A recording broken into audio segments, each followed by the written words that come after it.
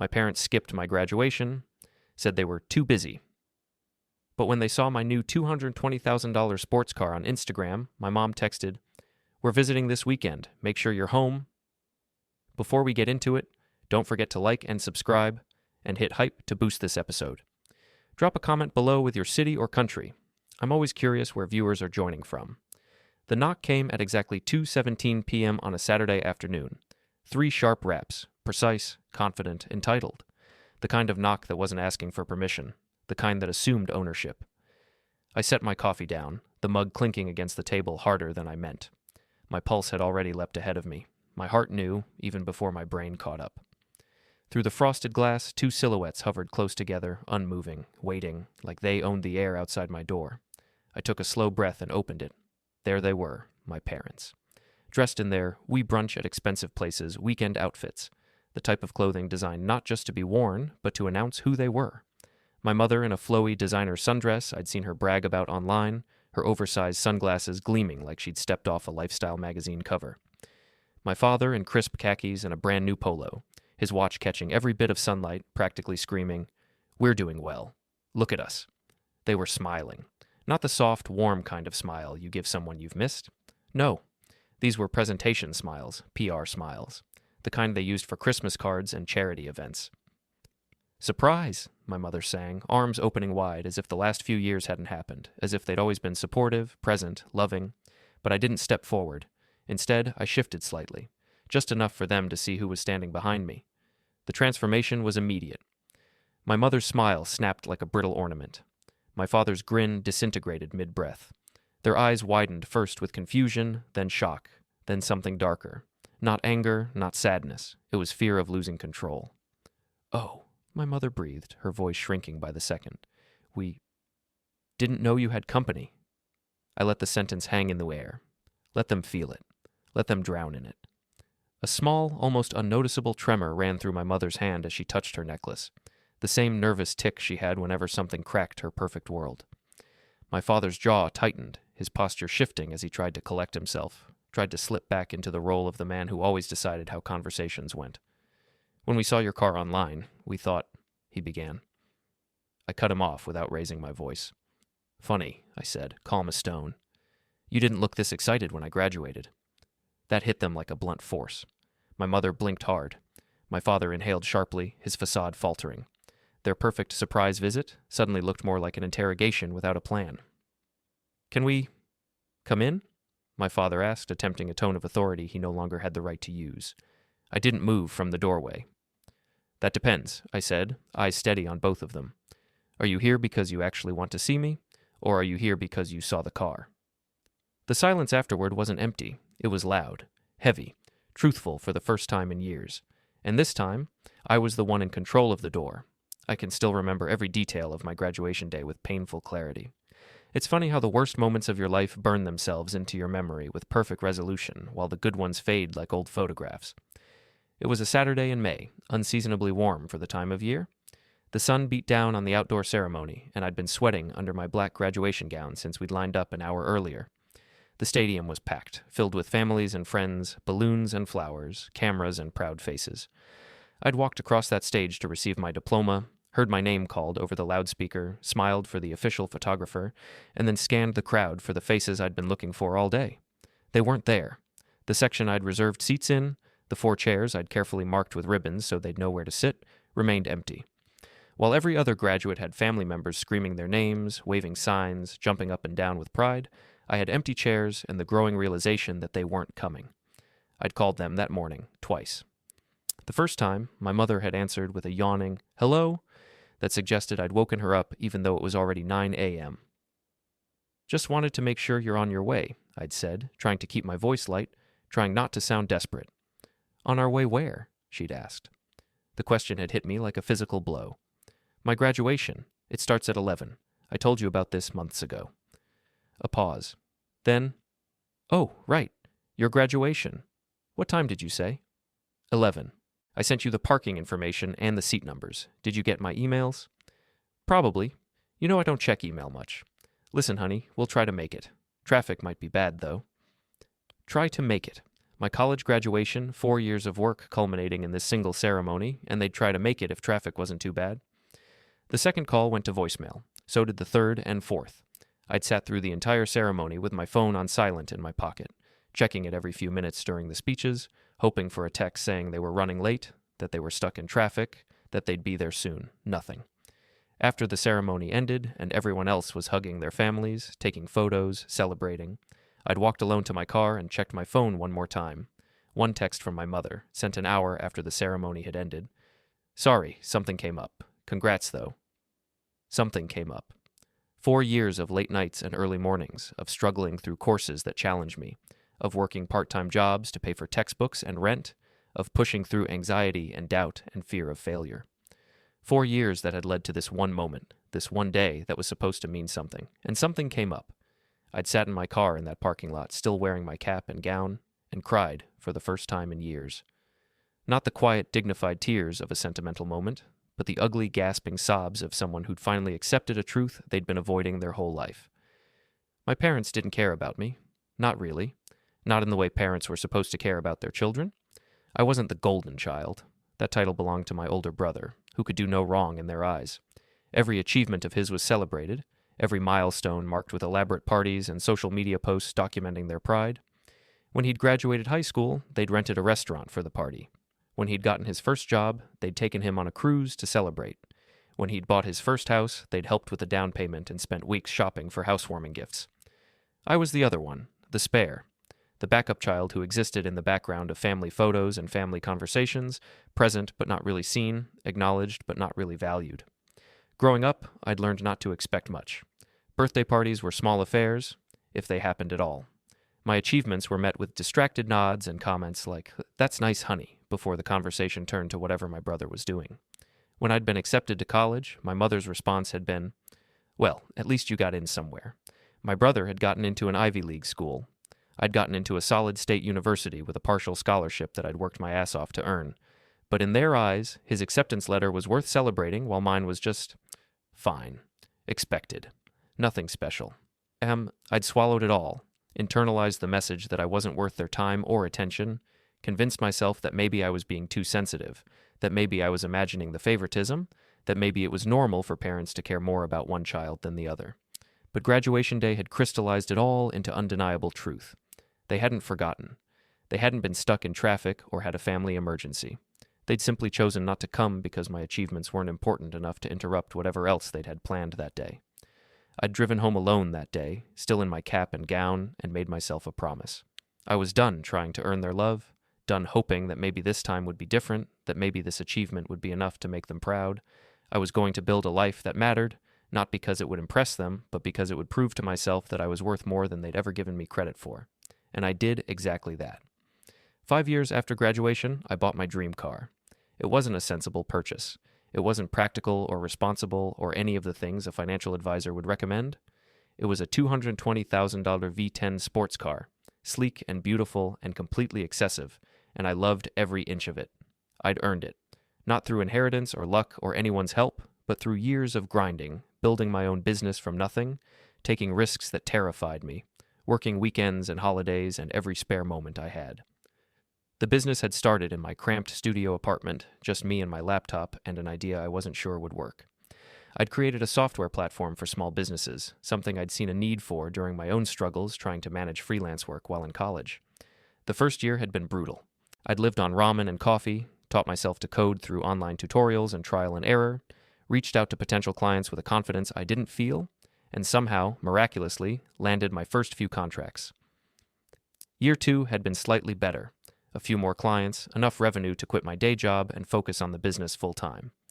I'd moved out of the studio into a one-bedroom apartment that felt like a mansion in comparison. Year 3, things had started to take off.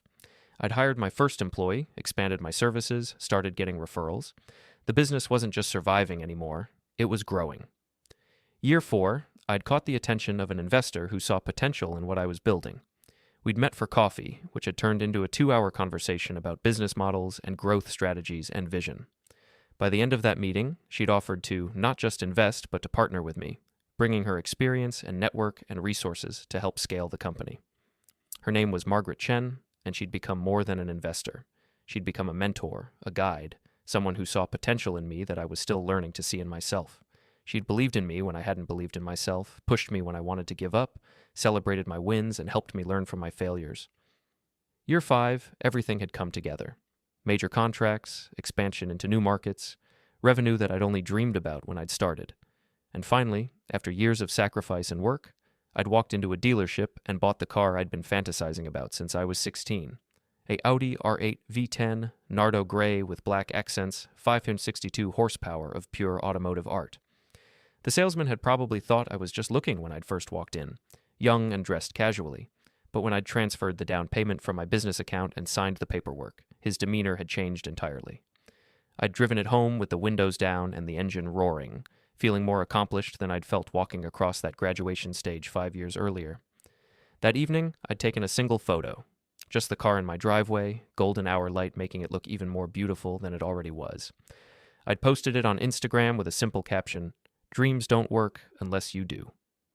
The response had been immediate and overwhelming. Within minutes, my phone had started buzzing with notifications, likes and comments from friends, colleagues, old classmates, people I'd worked with celebrating the achievement, people I'd lost touch with reaching out to congratulate me, strangers who followed my business journey leaving encouraging messages. The post got hundreds of likes in the first hour. Comments flooded in. "You earned it, man. Congratulations." "So proud of you. This is incredible. You're an inspiration." From studio apartment to supercar. That's the dream right there. I'd sat on my couch, scrolling through the responses, feeling a warmth in my chest that had nothing to do with the car and everything to do with the community I'd built, the people who'd supported me, who'd seen my journey and cheered me on. And then, buried in the notifications, I saw it. A text message from a number I still had saved in my phone even though we barely communicated anymore. Mom. My thumb had hovered over the notification, my stomach suddenly tight with an emotion I couldn't quite name. After 5 years of minimal contact, after missing my graduation and barely acknowledging any of my subsequent achievements, she was reaching out. I'd opened the message. "We're visiting this weekend. Make sure you're home." Not "congratulations," not "we're proud of you," not even "nice car." Just a command, delivered with the casual authority of someone who assumed they had the right to demand my time and presence. No apology for missing graduation, no acknowledgement of the years of absence, no explanation for why they'd suddenly decided to visit after months of silence. Just entitlement. Pure, undiluted entitlement. I'd stared at that message for a long time, watching the read receipt appear, knowing my mother could see that I'd seen it. Part of me wanted to respond immediately, to tell her exactly what I thought of her presumption. Part of me wanted to ignore it entirely, to block the number and move on with my life. But there was another part of me, a part I wasn't proud of but couldn't deny, that wanted this confrontation, wanted them to come, wanted them to see what I'd built without them, what I'd accomplished despite their neglect, wanted them to understand finally what they'd missed. I didn't respond to the text. Instead, I called Margaret. "They saw the post," I said when she answered. "Your parents?" She'd been expecting this. We'd talked about it before, about how success has a way of bringing people out of the woodwork, especially family members who'd been absent during the struggle. "Yeah, my mom just texted. They're coming this weekend. Didn't ask if I was free or if it was convenient. Just informed me they're coming and that I need to be home." Margaret was quiet for a moment. "What do you want to do?" "I don't know. Part of me wants to tell them not to come. Part of me wants to let them come just so I can tell them to leave, and part of me..." I'd trailed off, not sure how to articulate the complicated mess of emotions. "Part of you wants them to finally see you," Margaret had said gently. "Wants them to recognize what you've achieved, wants validation from the people who should have been giving it to you all along." Is that pathetic? It's human. But here's what I know about people like your parents. They're not coming because they're proud of you or because they want to repair the relationship. They're coming because they see something they want access to. Money, success, status. Whatever it is, they're coming to take, not to give. I know. So the question is, are you ready to face that? Are you ready to confront them with the truth and set boundaries they're not going to like? I'd thought about it, really thought about it. For 5 years, I'd been avoiding this confrontation, telling myself I was moving on, building my own life, rising above their neglect. But the truth was, I hadn't moved on. I'd just buried the hurt under layers of achievement and success, hoping that someday it would stop mattering. But it still mattered, and maybe it always would until I actually dealt with it. "Yeah," I'd finally said. I'm ready, but I don't want to do it alone. You won't be, Margaret had said immediately. I'll be there. The rest of that week, I'd prepared.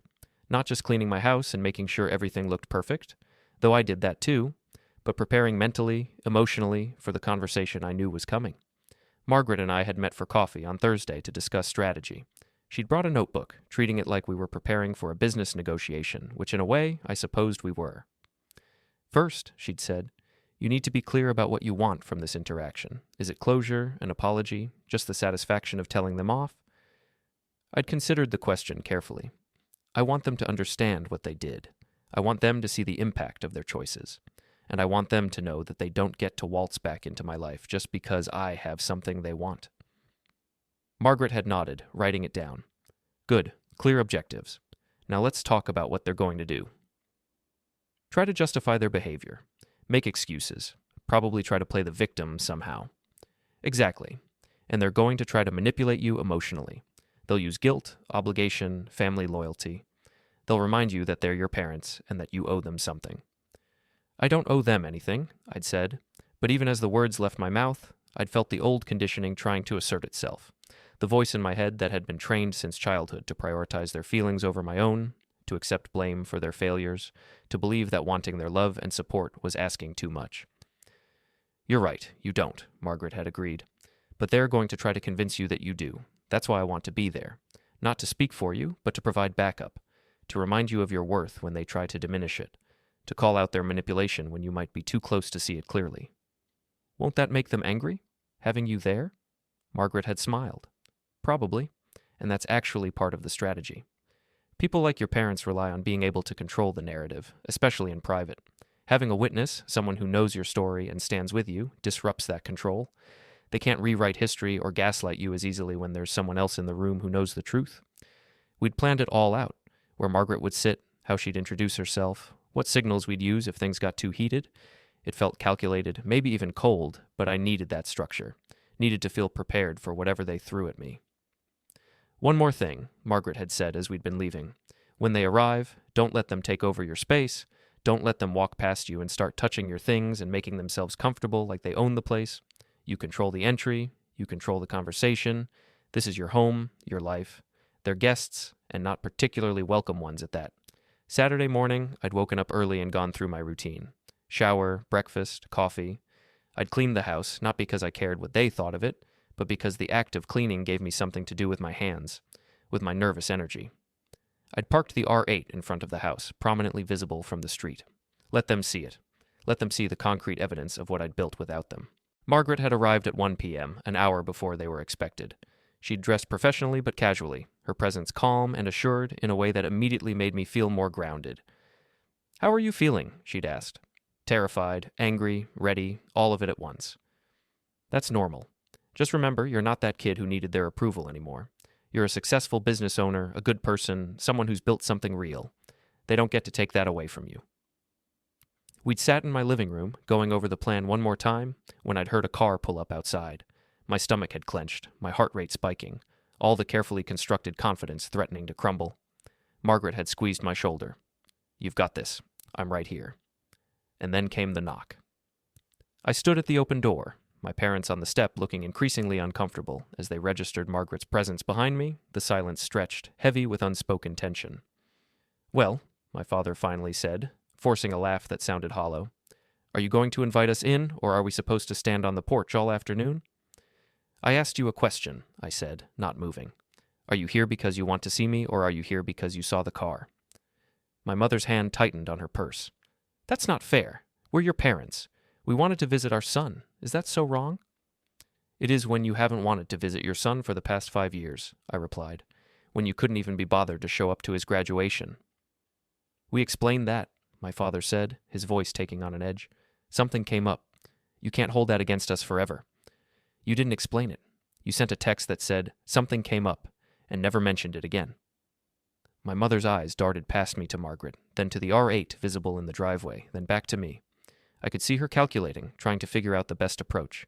She settled on hurt indignation. We're trying to make an effort now, she said, her voice quavering slightly. But you're being hostile. We drove all this way to see you, and you won't even let us inside? Making an effort now, I repeated. After you saw that I bought a $220,000 car. That's what prompted this sudden desire to reconnect. Not my graduation. Not any of the other milestones over the past 5 years. The car. That's not true, my father said, but his tone lacked conviction. We've always been proud of you. We've been busy, that's all. Life gets hectic. You understand that now. Running a business yourself? I do understand, I said. I understand that the past 5 years I've been building this business, working 80-hour weeks, struggling and succeeding and failing and trying again. You never once called to ask how I was doing. Never once showed any interest in what I was creating. But one Instagram post about a car, and suddenly you're driving over unannounced, expecting to be welcomed with open arms.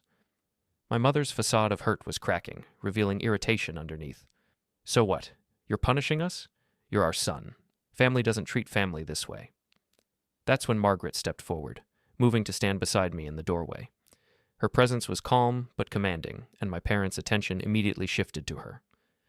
I'm sorry, Margaret said, her voice polite but firm. I don't believe we've met.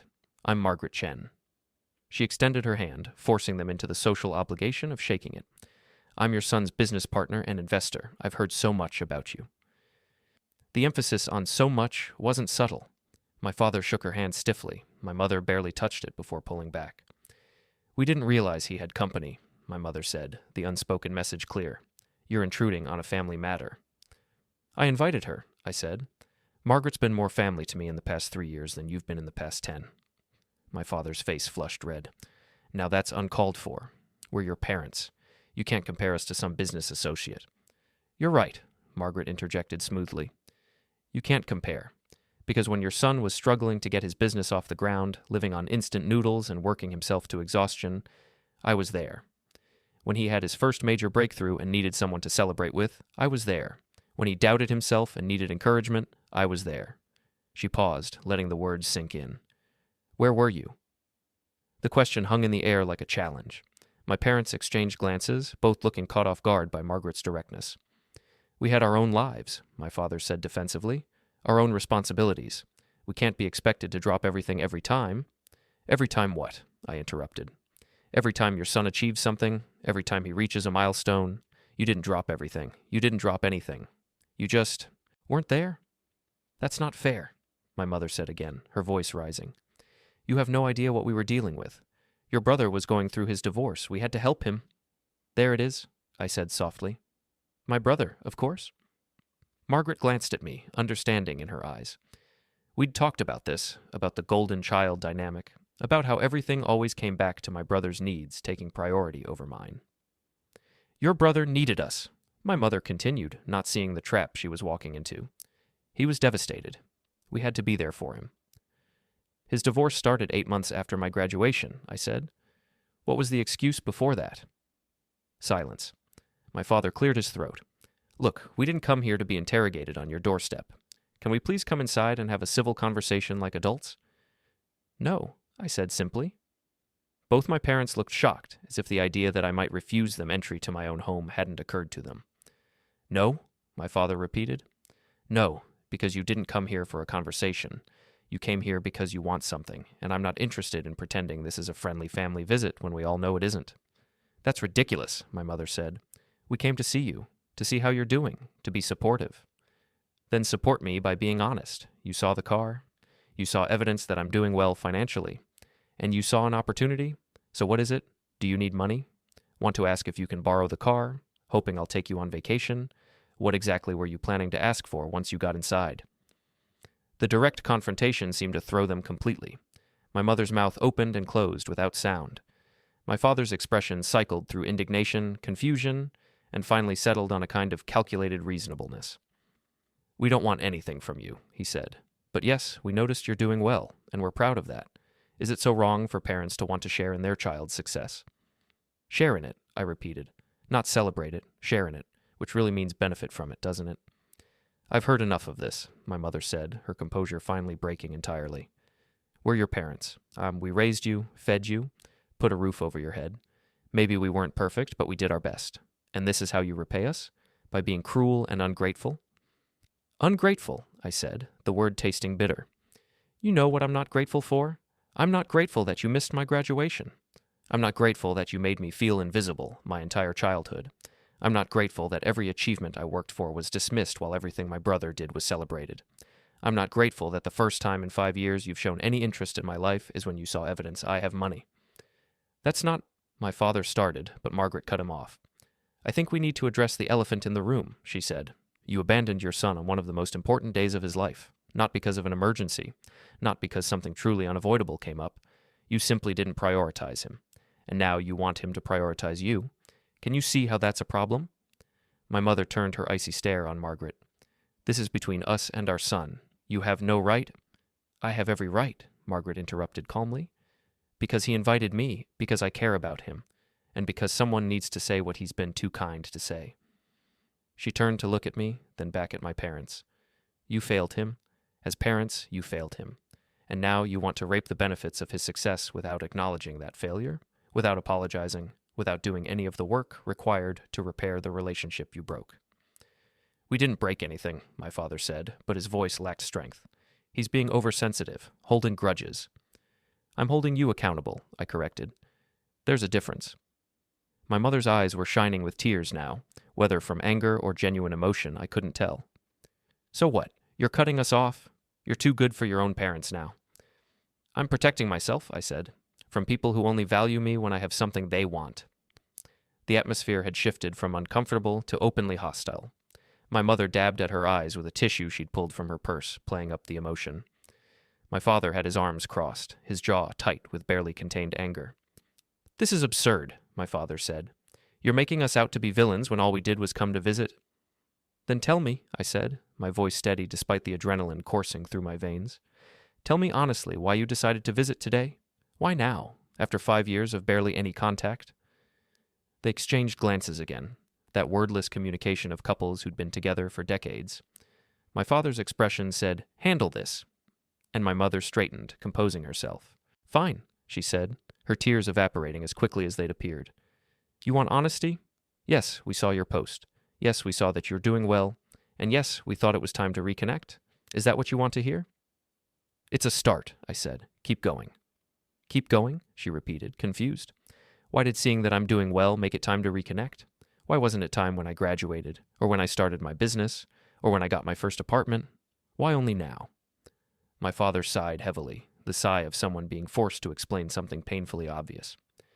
Because now you've made something of yourself. Now you have resources, stability, success. Before, you were still struggling, still figuring things out. What was there to celebrate? The words landed like a physical blow, even though I'd expected them. Hearing it stated so plainly, so matter-of-factly, was different than suspecting it. Margaret's hand touched my elbow briefly, a gesture of support, reminding me she was there. So I was only worth your time once I became financially successful, I said slowly. That's not what I said, my father protested, but his tone suggested he knew exactly what he'd said. That's exactly what you said, Margaret interjected.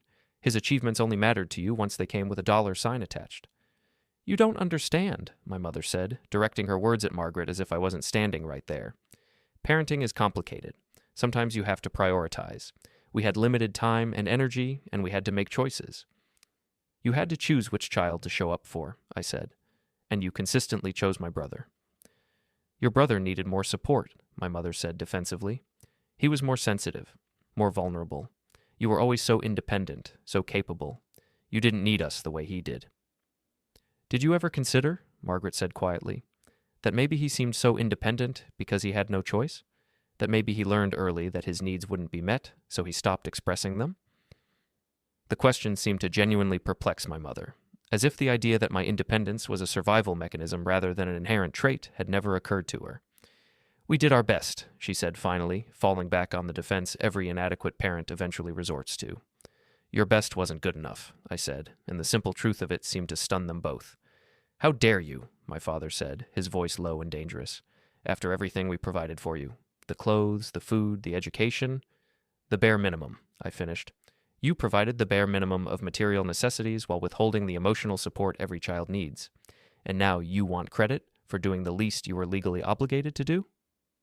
You're being cruel, my mother said. I'm being honest. Maybe for the first time in our relationship, I'm being completely honest instead of pretending everything is fine. My father took a step forward, and I felt Margaret tense beside me, ready to intervene if needed, But he stopped, something in my expression apparently warning him not to come closer. "Let me tell you something," he said, his voice tight with controlled anger. "Your brother never treated us like this. He's grateful for what we did for him. He respects us." "My brother also needs you to co-sign his loans and help him make rent," I replied. "He's grateful because he still depends on you. I don't. And that's what this is really about, isn't it? You can't control me anymore. Can't use financial help or emotional manipulation to keep me compliant. So you don't know how to interact with me." "That's not," my mother started. "It is," I interrupted. "Think about it. Every conversation we've had in the past 5 years, what little there's been, has involved either you criticizing my choices or offering unsolicited advice I didn't need. You've never just talked to me, asked about my life because you genuinely cared, not because you wanted to find something to judge or fix." The silence that followed was heavy. I could see them both processing, trying to find a counter-argument and coming up empty. "So what?" my father finally said. "You're going to punish us forever? Never let us be part of your life because we weren't perfect parents?" "I'm not punishing you," I said wearily. "I'm establishing boundaries. You're welcome to be part of my life, but not on your terms. Not when you just show up demanding access. Not when you only care because you think there's something in it for you. Nothing in it for us?" My mother's voice pitched higher. "We're your parents. We don't need an ulterior motive to visit our son." "Then why haven't you visited in 5 years?" I shot back. "Why now? Explain to me, in detail, what changed between last month when you couldn't be bothered to respond to my text wishing you a happy birthday, and this week when you suddenly needed to see me." "We saw your post," my father admitted. "We saw you were doing well, and we thought—" "You thought you could benefit from it somehow," Margaret finished. "That's what you're dancing around saying. You saw he had money and you wanted access to it." "That's not—" My mother tried again, but her protests were getting weaker. "Then what did you want?" I asked directly. "If not money, not to borrow the car, not to ask for something, then what? What was the purpose of this visit?" They looked at each other again, and I could see the truth in their silence. They hadn't thought past the initial idea. They'd seen my success and felt entitled to share in it somehow, but they hadn't actually articulated what form that sharing would take. "We wanted to see you," my mother finally said, but it sounded hollow even to her. "No," I said gently but firmly. "You wanted to see what I had. There's a difference." My father's hands clenched into fists at his sides. "Fine. You want to play it this way? You want to act like you're too good for your own parents? Then fine. We'll leave. But don't come crying to us when you need something someday." "I won't," I said, "because I learned a long time ago that I can't depend on you for anything that matters." Margaret reached into her bag then, pulling out a manila envelope I'd prepared with her help earlier in the week. She handed it to me, and I held it for a moment, feeling its weight. "Before you go," I said, "I want to give you something." I extended the envelope toward them. My father took it, his expression suspicious. "What is this?" he asked. "Open it," I said.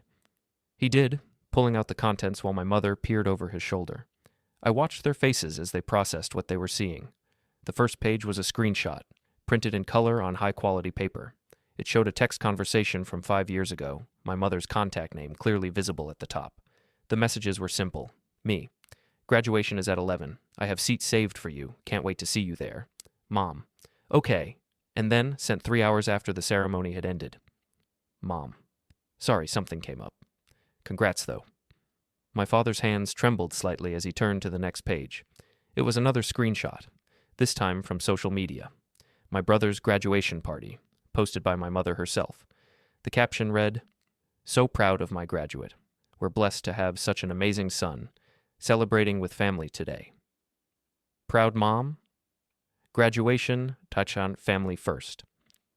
The date stamp showed it was from 3 years before my graduation. The photo showed them all smiling, my mother's arms around my brother, a cake with his name on it, decorations everywhere. The post had 147 likes and dozens of comments praising them for being such supportive parents. The next page was from my graduation weekend. A single post from my mother's account, no photo, just text. "Hope everyone's having a great Saturday, beautiful weather today. Weekend om blessed." No mention of me, no mention of graduation. Just another generic post about nothing. My mother's face had gone pale. "Why did you save these?" "Because I knew," I said quietly. "I knew that someday you'd try to rewrite history, try to convince me that I was remembering wrong, that it wasn't as bad as I thought, that I was being too sensitive. So I kept the evidence. Not to punish you, but to remind myself that I wasn't crazy, that my memories were real. My father flipped to the last page, and I saw his jaw tighten as he read it. It was a single statement, printed in bold text. This house is not your weekend getaway. This car is not your midlife crisis. This success is not your retirement plan. I built this life without your support, without your encouragement, without your presence. You don't get to reap the benefits of seeds you never planted. Below it, in smaller text, you are not welcome in my home until you can honestly acknowledge the hurt you've caused and demonstrate genuine change. This is not a punishment. This is self-preservation. This is me finally choosing myself the way you've always chosen everyone but me. The silence was absolute. Even the sound of the ocean in the distance seemed to fade away, leaving just the four of us on my doorstep with the weight of 5 years of neglect laid bare between us. My mother's hands were shaking as she reached for the papers, but my father held them away from her. You printed out our mistakes like evidence in a trial, he said, his voice rough. You've been holding on to this, building a case against us. I've been protecting my sanity, I corrected. Because every time I tried to talk to you about how your absence hurt me, you minimized it, dismissed it, made me feel like I was overreacting. So yes, I kept evidence. I kept proof that I wasn't imagining things, that my feelings were based in reality. This is sick, my mother said, her voice breaking. Keeping score of every time we disappointed you. That's not how family works. You're right, Margaret interjected. Family doesn't keep score. Family shows up. Family supports each other. Family apologizes when they hurt each other and works to do better. But you've done none of those things. So maybe the question isn't why he kept evidence of your failures, but why you failed so consistently that there was evidence to keep. You've poisoned him against us, my father said, turning his anger toward Margaret. Filled his head with this nonsense about boundaries and self-preservation.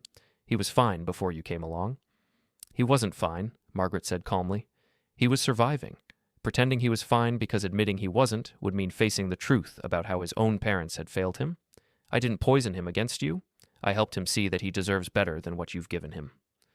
We don't have to stand here and listen to this, my mother said, her voice rising. We came here in good faith, trying to rebuild a relationship, and you attack us. You humiliate us. You came here in good faith? I repeated.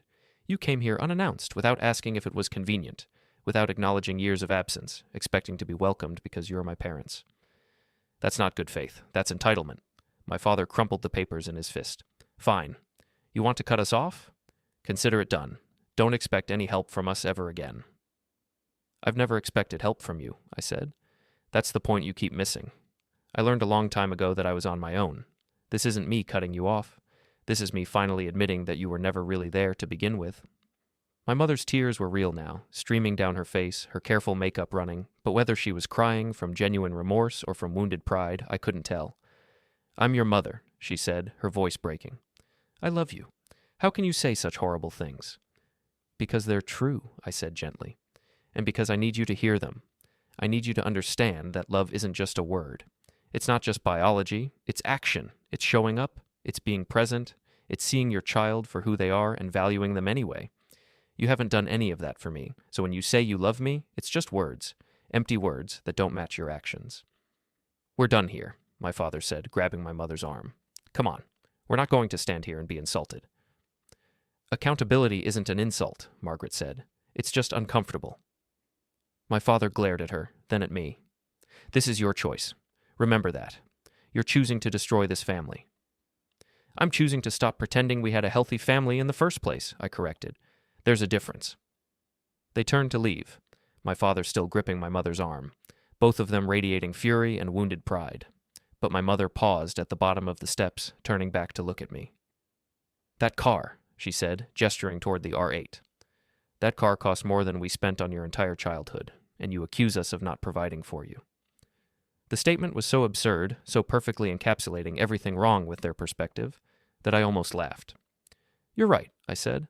I spent more on that car than you spent on me, because I value things that make me happy. You couldn't be bothered to show up for free. She flinched like I'd struck her. My father pulled her toward their car, and they climbed in without another word. I watched as they backed out of my driveway, my mother refusing to look at me, my father's eyes burning with anger in the rearview mirror. As their car disappeared down the street, I felt Margaret's hand on my shoulder. You okay? She asked. I took a deep breath, surprised to find that I actually was. Yeah, I said. I think I am. That was brave. What you did. It was necessary. Both things can be true. We went back inside, and I closed the door behind us. Through the window, I could see the R8 sitting in the driveway, gleaming in the afternoon sun. But for the first time since I'd bought it, the car wasn't what I was thinking about.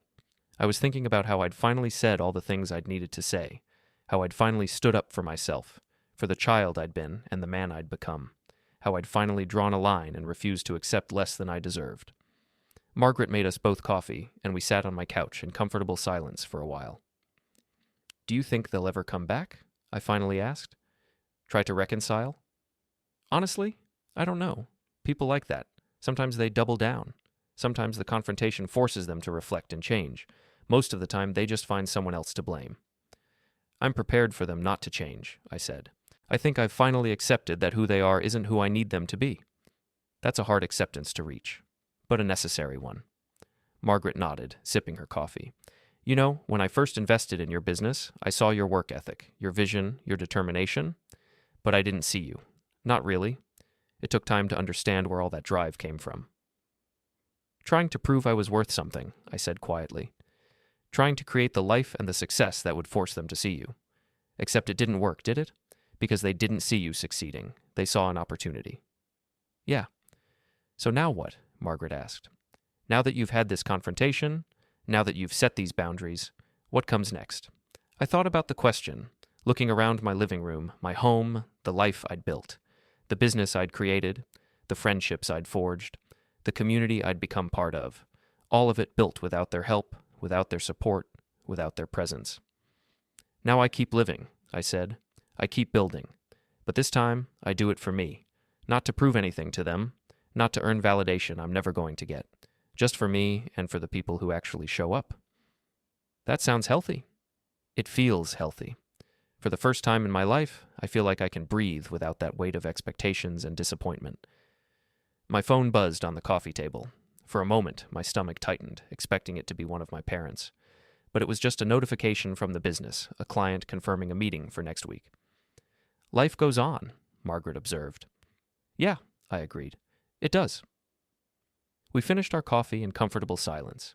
Eventually, Margaret left, giving me a hug at the door and reminding me that I could call her any time if I needed to talk. Alone in my house, I walked back to the window and looked out at the R8. It was still beautiful, still a symbol of achievement and success. But it wasn't what mattered anymore.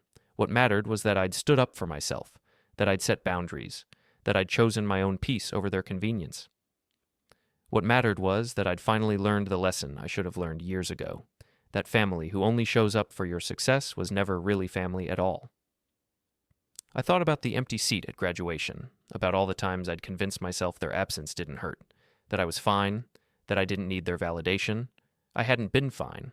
I had needed their validation, their love, their presence. And that was okay. That didn't make me weak or needy or oversensitive. It made me human. But I didn't need those things from them anymore. I'd found them elsewhere, in the friends who'd celebrated my wins and supported me through my losses, in mentors like Margaret who'd seen potential in me and invested in it, in the community I'd built and the life I'd chosen. They'd skipped my graduation, but they'd also missed everything that came after. Every milestone, every achievement, every moment of growth and struggle and triumph. They'd missed it all because they'd chosen to, because I hadn't been worth their time. But I'd lived it anyway. I'd built it anyway, I'd succeeded anyway, and that was the real victory. Not the car, not the house, not the business. The real victory was that I'd done it without them. That their absence hadn't stopped me, hadn't broken me, hadn't kept me from becoming who I was meant to be. They'd skipped my graduation, but they'd never get the chance to skip anything else, because I was done inviting them, done hoping they'd change, done waiting for them to see me. I saw myself, and that was enough. I grabbed my keys and went out to the driveway, climbing into the R8. The engine roared to life, powerful and perfect, and I pulled out onto the street. I didn't know where I was going. I just knew I was moving forward, leaving the confrontation and the hurt and the years of disappointment in the rearview mirror where they belonged. They'd come for my money, but they'd left with nothing but the truth, and I'd kept everything that actually mattered, my self-respect, my boundaries, and my freedom. The road stretched out ahead of me, full of possibility and promise, and for the first time in my life, I was driving toward my own future, not away from my past.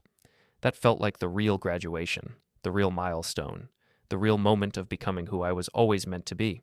Someone who knew their worth, someone who didn't accept crumbs and call it love, someone who'd finally chosen themselves. And as I drove, with the wind in my hair and the sun on my face, I realized something important. They'd skipped my graduation, but I'd never skip my own life again. The end.